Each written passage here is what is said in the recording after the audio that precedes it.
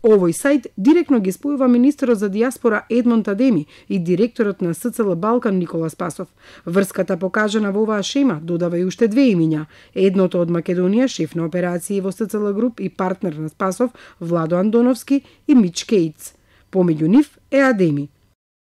Не знам како сум се нашол во таа приказна, имено наведениот бренд, што се спомнува практично во тој органиграм, е една иницијатива идеја која реално никогаш не заживеа како идеја.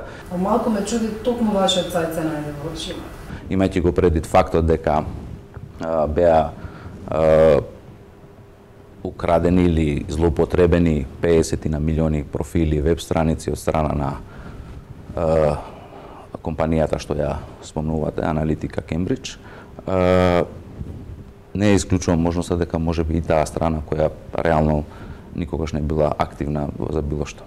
Министерот објаснува кои биле мотивите за основање на Макијавели Стратеджик, а слично е и објаснувањето на Спасов. Факт е дека јас заедно со Спасов и уште двајца други имавме идеја и амбиција во 2014 да направиме консултантска куќа, да работиме, меѓутоа како што реков, заради сите други обврски на сите нас поединечно, таа идеја и таа иницијатива никогаш, ама баш никогаш нити заживеа, нити профункционира и остана само на таа веб страна.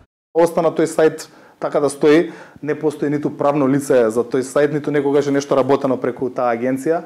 Воопшто нема продавано услуги, нити пак ние индивидуално во име на таа агенција сме работеле нешто.